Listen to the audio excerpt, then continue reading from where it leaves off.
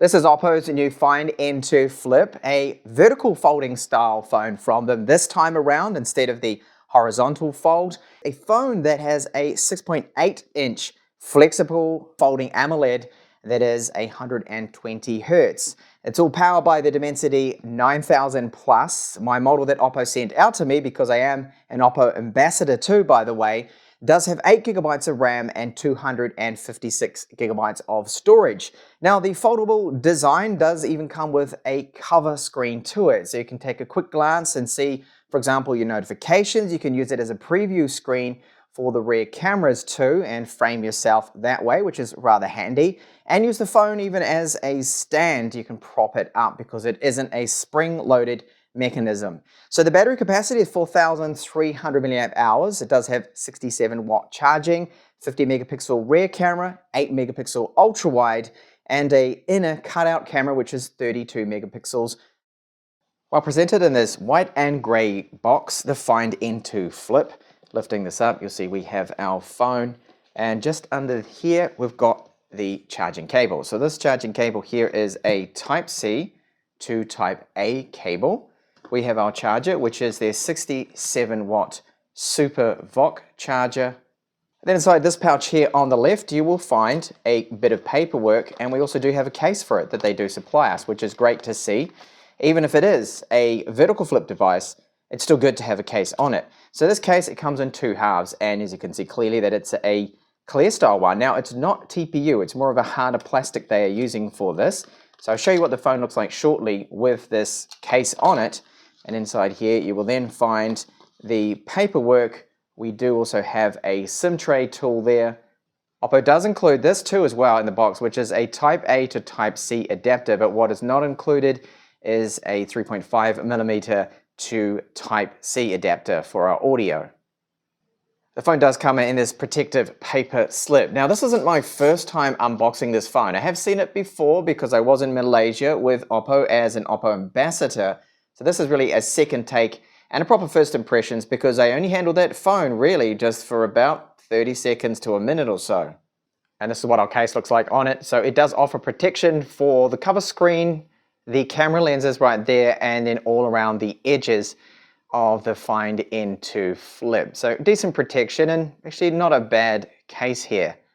This is the black version I do have, and I like this matte glass, so it does not pick up any fingerprints at all. I think it looks absolutely fantastic because you don't see any horrible looking smudges.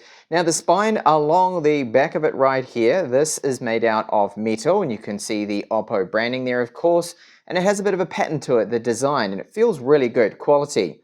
The opening mechanism, this feels good, but I have noticed that when it's fully open, I wish it had a bit more of a rigid, well, spring to it, to feel to it at the very end, because I have noticed that if I give it a bit of shape there, it doesn't rattle, but it just feels to me that this last little bit of it, when it's fully opened, could be a little bit better.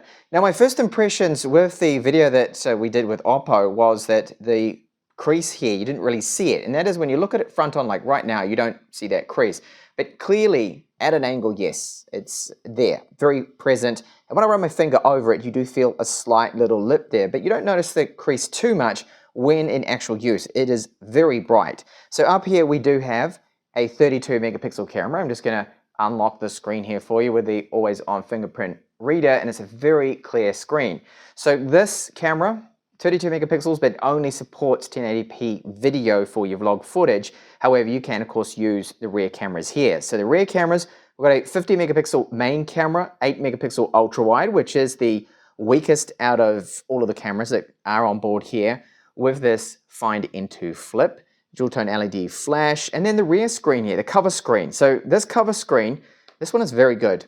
And you can see you can display elements on that, and it's really clear and bright. So it gets up to 90 nits. It has a resolution of 382 by 720 pixels. So it is a HD screen, and that gives us 250 ppi. I do like it, and of course this is a lot larger than the competition at 3.26 inches. You can also customize it with little widgets and whatnot, and use this too when you're using these cameras. For example, for the portrait mode, when you're taking selfies, and you can see this screen in direct sunlight.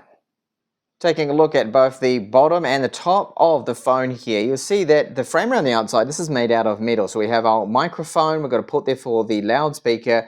The SIM tray right here does take 2 nano SIMs, Type-C port that in my testing does not seem to support video out, microphone and loudspeaker. So the frame all around the outside is made out of metal. There's a very good high quality feel to it. The capacitive always on fingerprint reader in a good location, and our volume up and down rocker there that is on the same side there too. So on the other here, you just see we've got antenna lines, and I'll just open that up and show you what it looks like. So unfolded, the thickness here of this Find N2 Flip is quite good. So this is, well, folded at 16, but when unfolded, it is nice because it's only 7.5 millimeters there, which isn't bad considering they do have a reasonably large battery that they managed to squeeze in this for a foldable, which is 4,300 milliamp hours. So I'll demonstrate that fingerprint reader. There'll be more on this in the unboxing video of this, and you can see that the inner screen here looking very good. It is nice and bright, and this one can peak at 1,600 nits.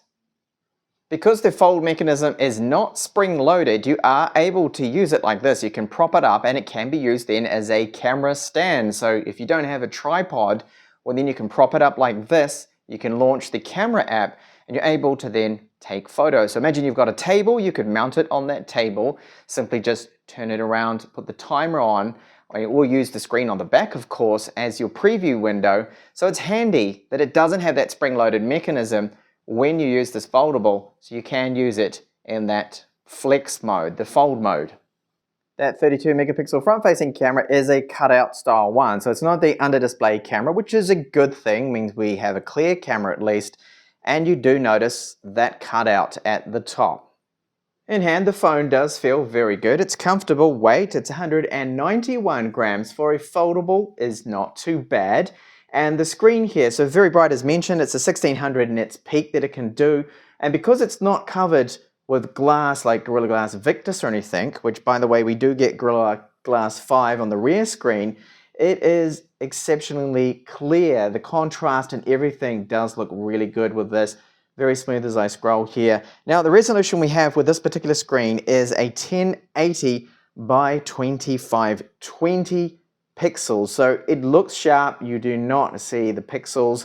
And of course, foldable screen, which is why we're able to just simply fold it in half and simply just place this in your pocket without taking up as much room as a standard phone.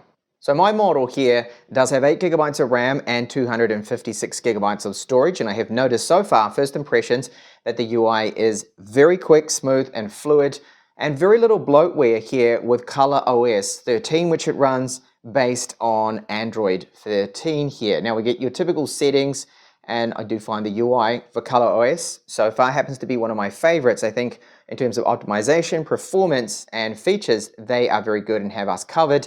And low levels of bloatware too, which I'm really fond of compared to some of the other brands out there like Xiaomi that just completely clog on too many bloatware apps. So you have to go through and get rid of those. So we've got plenty of options in here, and I'll get into this a little bit more depth with my full review, but I did want to point out right here that if you take a look here into the foldable features, there are a few of the things that you can set up there. So one of them is the cover screen style, so you can customize that, change that, the wallpapers for it. You've even got these interactive pets if you're into that. I myself personally probably would never use that, and widgets there too for it as well that you're able to select and use. Quick reply too, if you want to use the outer screen without having to flip it open, well, you do have that option too for your messages that come through on it, so it's handy. Then our performance, so I've quickly run Antutu benchmark. This is version 9.4.7. And this performance here from the Dimensity 9000, very good. So this is very close to that, or about the same, maybe even faster, depends on the phone of course, the Snapdragon 8 Plus Gen 1. Similar performance to that. And a very quick look at Netflix does show me that it will run in full HD and does support HDR10. And I have checked, it has a Widevine Level 1 cert, which is what you want if you're going to be watching streaming media through this device. Then a quick preview of our cameras. So the main sensor, this is 50 megapixels. Shutter rate does seem to be quick. I've not really noticed any delays with that. We've got 2x digital. There's no optical zoom camera. We have our 8 megapixel ultra wide camera, and there's just now a couple of samples here. as a bit of a preview. I'll give you more in the full review. So I've noticed that the 8 megapixel camera is its weakness. It can only shoot 1080p video, can't shoot 4K. The front-facing 32 megapixel camera is only 1080p for you vloggers out there, and you just tap here, you can then go over and use the outer screen. So when you flip it around, you have this, and you can see I'm filming here with my cameras, and this is a handy feature to have, so you can use this to frame yourself and get just even better portrait shots using the 50 megapixel camera instead of having to use the 32 megapixel inner one. That's a handy feature, and as I mentioned, you can also use the phone, prop it up like that, and use it as a stand for it, like a tripod, which is handy, that feature to have. So more on the cameras and samples, video samples, will be in my final full review of this. As for gaming, well, just testing out here quickly, Genshin Impact. This is on the top settings. I've got it set to the highest and just then forced it on to 60 frames per second. It runs this well, similar performance to that of a Snapdragon 8 Plus Gen 1, this Dimensity 9000 Plus. Now I will go over it in a little more detail again in the full review and let you know how it does fare, the thermals, and will we expect any throttling. Already I have noticed that it does get a little warm, which is to be expected just on the back right here in this area, where the chipset is obviously. So my first impressions of this particular model here are really good so far. I love the build quality. The hinge feels excellent. The way it closes and makes that noise too, it's quite satisfying, I think. And the hinge mechanism allows it to be just propped up like this. Fingerprint reader, which is the side fingerprint reader, which is always on, capacitive style, does work really well, and I haven't had any issues with it so far.